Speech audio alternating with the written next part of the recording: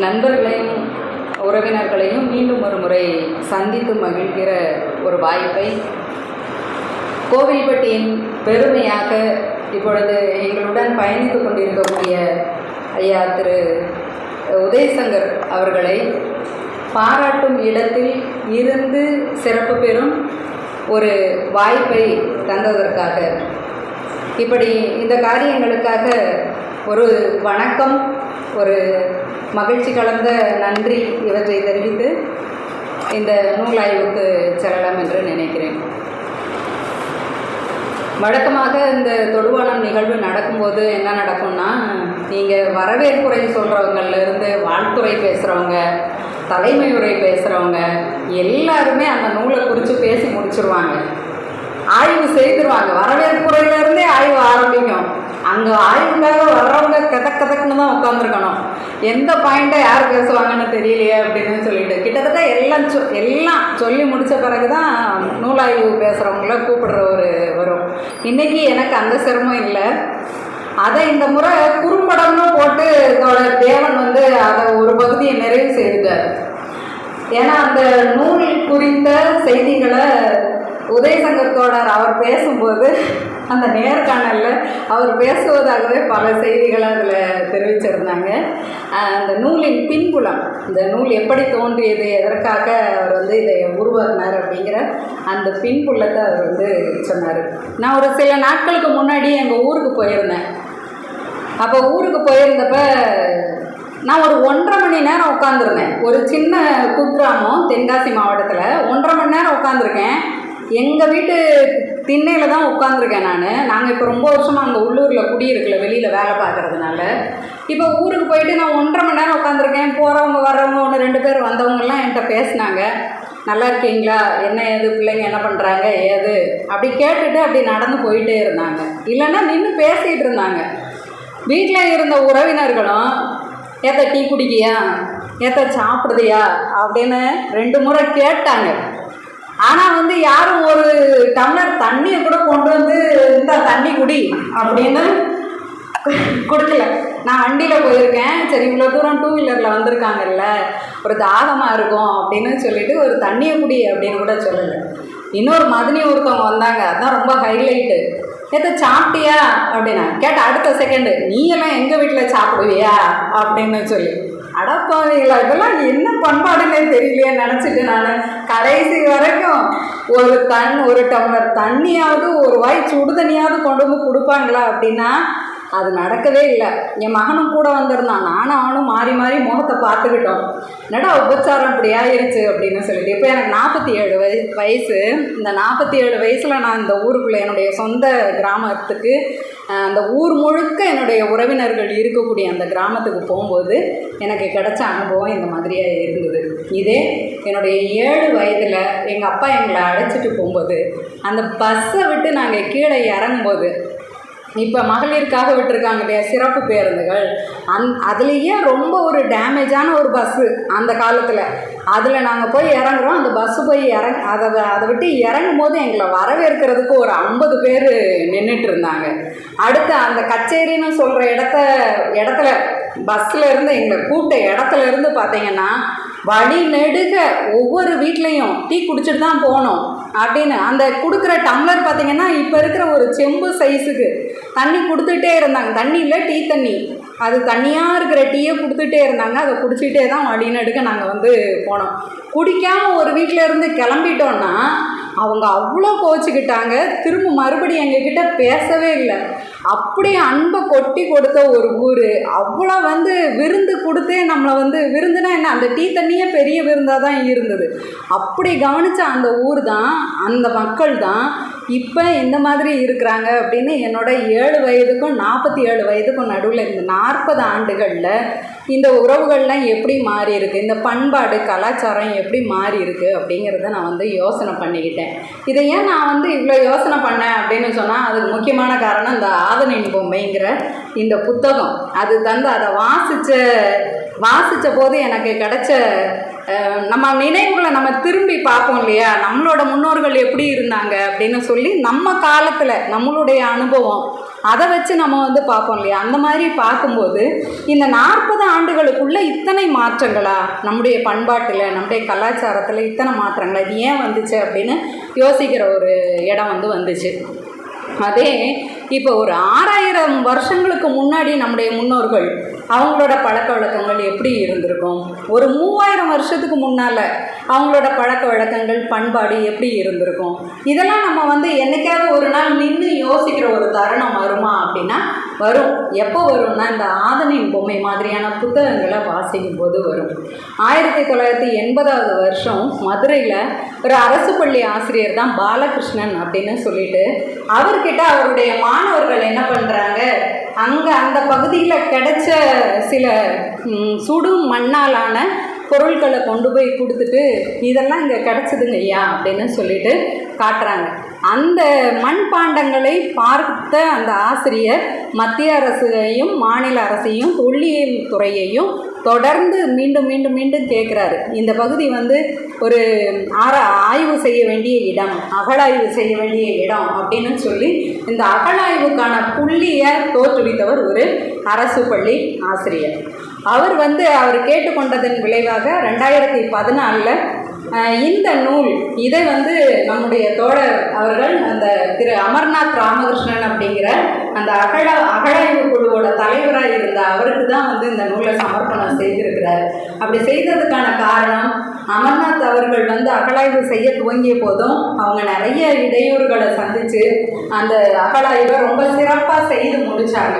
அவர்கள் ஒரு 3 ஆண்டுகள் அவங்க முதல்ல அந்த பணியை துவங்கினப்ப அங்கே அவங்க சேகரித்த ரொம்ப பொறுமையாக அந்த அகழாய்வை செய்து அது மூலமாக அவங்க சேகரித்த பொருட்கள் தகவல்கள் இதுதான் அந்த அகழாய்வை அடுத்தடுத்த இடங்களுக்கு கொண்டு போச்சு.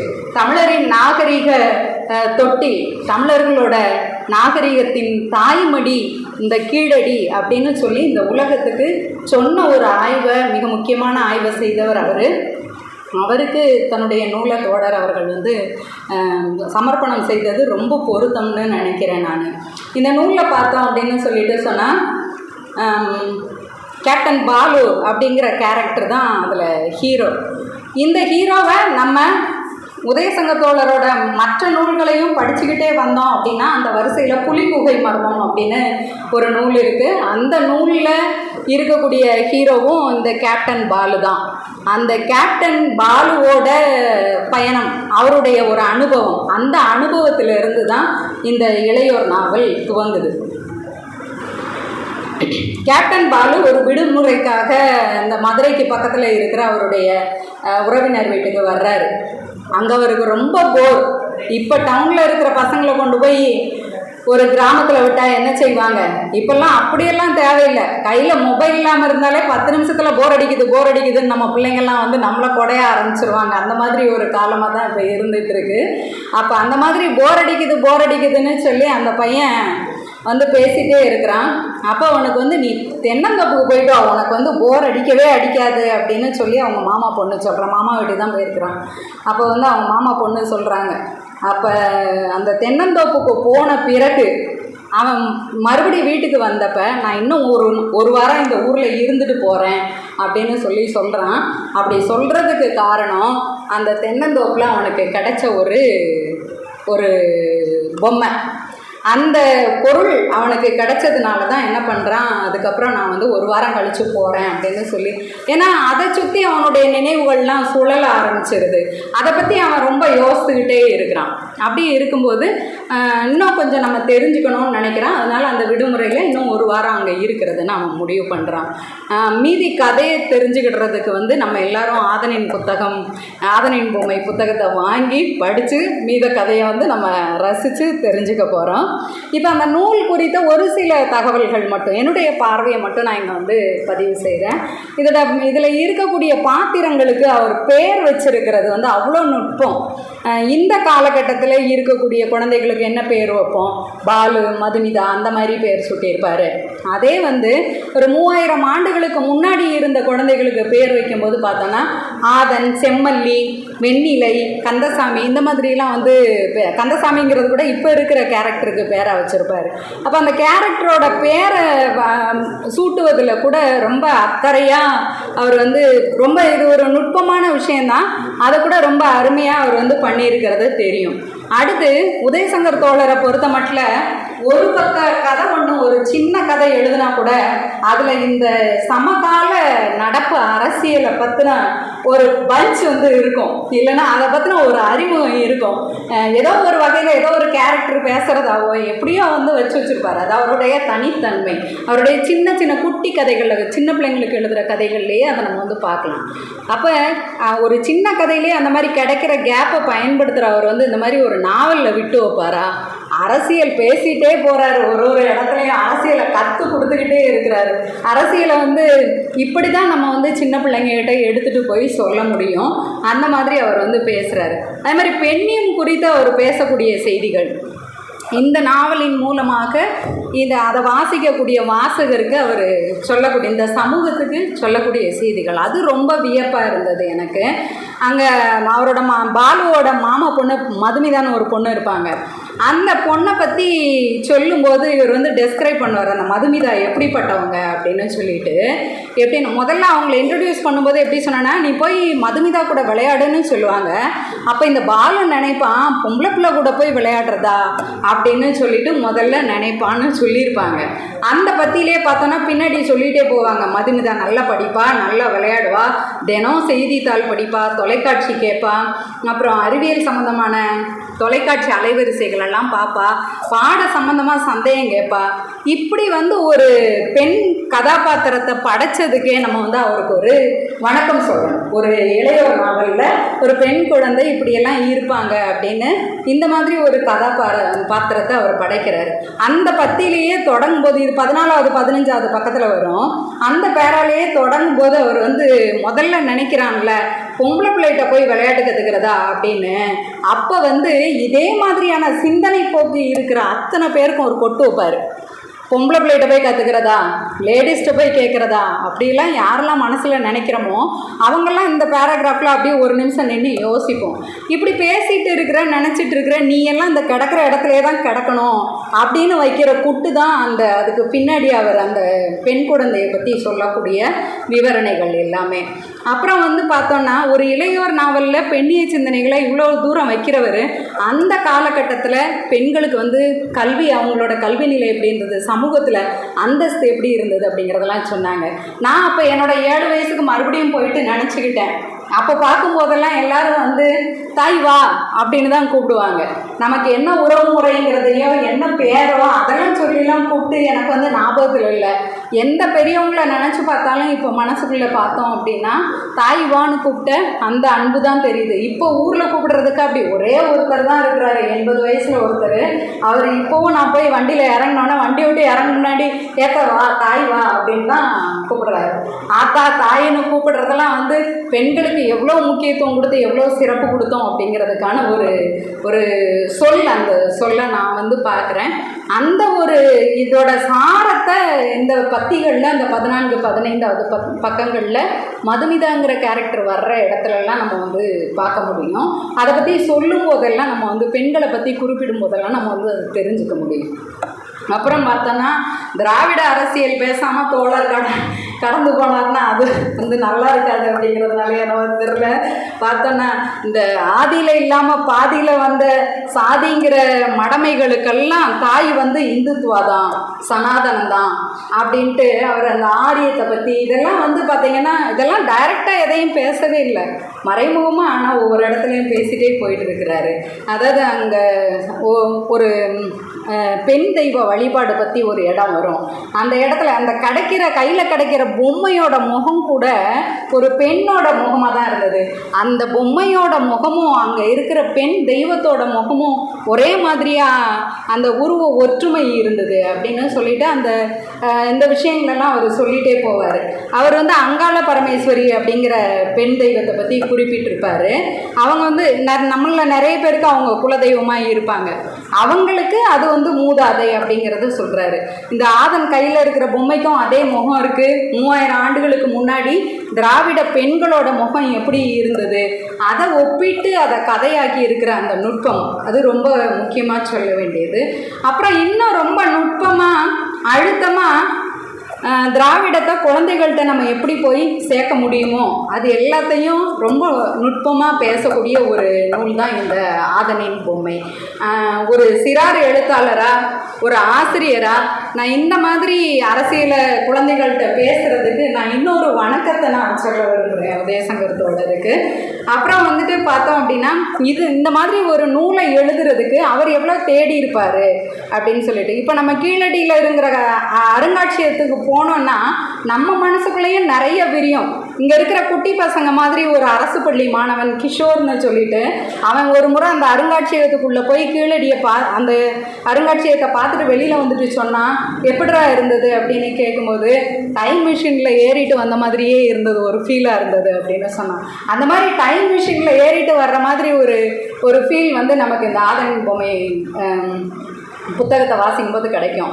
இங்கே இருக்கக்கூடிய நண்பர்கள் ஒரு 49 வயது குழந்தை வந்து அதை வாசித்துட்டு சொல்லிச்சு, தமிழம்மா அதை புத்தகத்தை வாசித்து முடித்த பிறகு தூங்கி முழிச்சா பக்கத்தில் ஆதன் படுத்திருக்க மாதிரியே ஃபீலாக இருக்குது தமிழம்மா அப்படின்னு சொல்லிட்டு.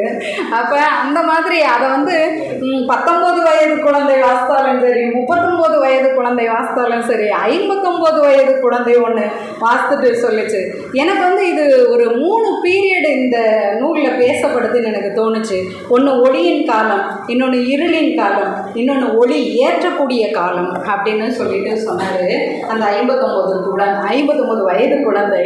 அது எப்படி அப்படின்னு சொல்லிட்டு சொன்னால், முதல்ல அந்த சாதி சமயங்கள்லாம் இல்லாமல் இருந்த ஒரு சமுதாயம், பெண்களுக்கு மதிப்பும் மரியாதையும் கொடுத்து அவங்களுக்கு சம உரிமை கொடுத்து அல்லது தங்களுக்கு மேலே வச்சிருந்த தாய்வழி மரபை பின்பற்றிய ஒரு காலம்.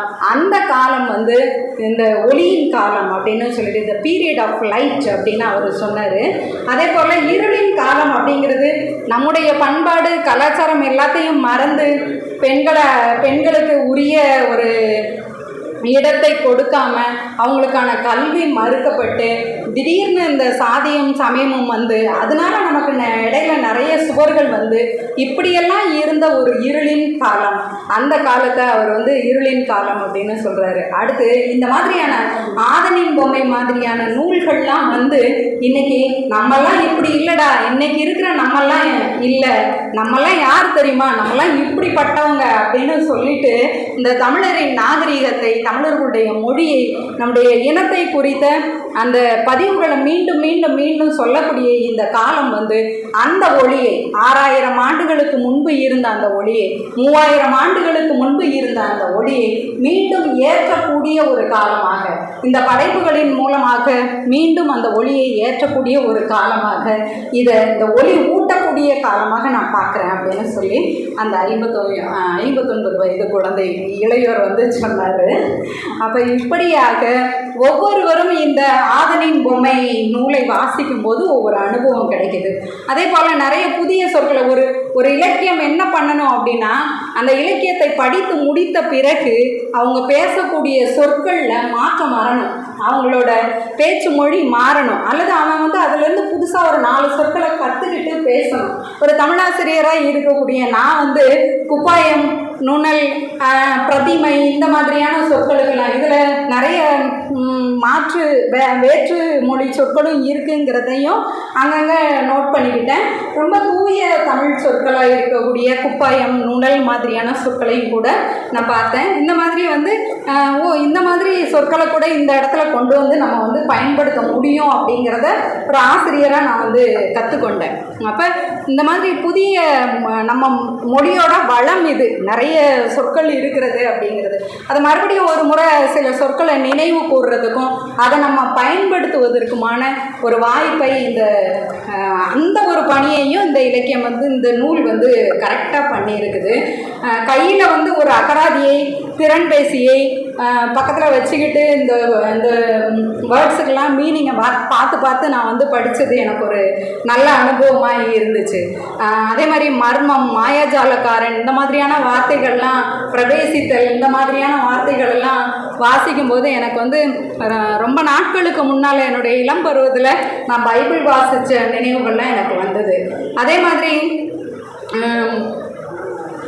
அங்காள பரமேஸ்வரியோட முகம், அது இந்த ஆதனின் பொம்மை முகத்தோட ஒப்பிட்ட அந்த ஒரு நுட்பம். அதே போல் விடைக்கோழின்னு ஒன்று வந்து குறிப்பிட்டிருப்பாரு. அந்த விடைக்கோழி, ஆமாம், அந்த விடைக்கோழி அதெல்லாம் வந்து வாசிக்கிறதுக்கு ரொம்ப நகைச்சுவையாக நல்லா இருந்தது. அதே மாதிரி துரட்டி வச்சு இளநி பறிப்பாங்கன்னு சொல்லும்போது அந்த காட்சியெல்லாம் அப்படியே மனசில் நினச்சி பார்க்குற ஒரு அனுபவம், இதெல்லாம் நல்லா இருந்துச்சு. துரட்டி வச்சு இளநி பறிக்கிறதெல்லாம் வந்து நாங்கள் நேர்லேயே பார்த்ததில்ல. அதை எனக்கு தெரிஞ்ச மாதிரி ஒரு கற்பனையாக நான் வந்து பண்ணிக்கிட்டேன். அந்த மாதிரியான ஒரு நம்மளே ஒரு கற்பனையாக இது பண்ணுற அனுபவம்லாம் கிடச்சிது. வின்சென்டர்னு சொல்லி ஒரு அறிஞர், அவர் வந்து கற்பனையை 3 விதமாக சொல்லுவார். படைப்பு கற்பனை, இயைபு கற்பனை, கருத்து வளமாக்கல் கற்பனைன்னு சொல்லி 3 விதமாக சொல்லுவார். இந்த 3 கற்பனையையும் நம்ம வந்து கண்டிப்பாக பயன்படுத்தியே ஆகணும் இந்த நூலை வாசிக்கும் போது. அப்படி வந்து ஒரு நூலாக அந்த நூல் வந்து இருக்குது. நம்மளுடைய கற்பனையை தூண்டக்கூடிய ஒரு நூலாக. இப்படியெல்லாம் கற்பனை பண்ணுற ஒருத்தர் என்ன பண்ணுவாங்க, ஒரு நூலை வாசிக்கும் போது கற்பனை நம்மளை மிஞ்சி போயிட்டுருக்கு அப்படின்னா, அதாவது அதீத கற்பனாவாதம், அது இந்த நூலில் வந்து இருக்குது. ஏன் அப்படின்னு சொன்னால், அப்படி ஒரு மிகையான கற்பனை இல்லாமல் நம்ம ஒன்றுமே பண்ண முடியாது. இந்த மாதிரியான ஒரு நூலை எழுத முடியாது. அவர்கிட்ட இருக்கிற அந்த அதீத கற்பனாவாதத்தை வாசகருக்கும் அவர் வந்து கடத்திடுறாரு. அப்போ அவ்வளோ கற்பனை பண்ணி அதை வாசிக்கிற ஒருத்தன் வந்து கண்டிப்பாக என்ன செய்வான், பிற்காலத்தில் எழுதுவான். அவனோட படைப்பாற்றல் அவனை இருக்க விடாது, கண்டிப்பாக எழுதுவான். அப்படி எழுதும்போது இதை விட இன்னும் சிறப்பாக, இன்னும் பின்னாடி கூட இந்த 6000 ஆண்டுகளுக்கும் முன்னாடி நம்முடைய வாழ்க்கை எப்படி இருந்ததுன்னெலாம் ஆராய தலைப்படக்கூடிய பல புதிய படைப்புகள் உருவாகிறதுக்கு இது வந்து ஒரு ஆவணமாக, ஒரு வழிகாட்டியாக இந்த நூல் வந்து அமையுது அப்படின்னு சொல்லி நான் நினைக்கிறேன். இந்த நூலோட பின்பாதியை நம்ம பார்த்தோன்னா அது ஒரு தகவல் களஞ்சியமாக இருக்குது. இந்த 20 நிமிடத்தில் நான் சொல்லிட முடியாது. அவர் 6000 வருஷம் விஷயத்தை 76 பக்கத்தில் சொன்ன மாதிரி நான் இந்த 20 நிமிஷத்தில் அந்த நூலில் இருக்கிறத எல்லாத்தையும் பேசிட முடியாது. அதனால் வந்துட்டு எனக்கு கிடைச்ச இந்த சுருக்கமான நேரத்தில் அந்த நூலை குறித்த ஒரு அறிமுகத்தை, என்னுடைய பார்வையை, அதுவும் ஒரு பெருங்கடலின் ஒரு துளியை நான் பதிவு செய்கிறதுக்கான வாய்ப்பு தான் இந்த நேரத்தில் எனக்கு கிடைச்சிருக்குது. ஆகையினால இந்த வாய்ப்புக்கு நான் ரொம்ப மகிழ்ச்சி அடைகிறேன். வானம் பதிப்பகம் வெளியிட்டு இருக்கக்கூடிய இந்த நூல் வந்து வெறும் 80 ரூபாய்க்கு கிடைக்குது. ஆகையினால இந்த நூலை வாங்கி நீங்களும் படித்து இந்த உணர்வை, இப்போ நான் பேசிகிட்டு இருக்கேன் இல்லையா, பொங்கி அந்த மாதிரி பொங்குகின்ற ஒரு உணர்வை நீங்கள் அடையணும் அப்படின்னு சொல்லிட்டு நான் உங்களுக்கு என்னுடைய பரிந்துரையாக அதை சொல்லி நூல் அறிமுகத்தை செய்து விடைபெறுகிறேன். நன்றி, வணக்கம்.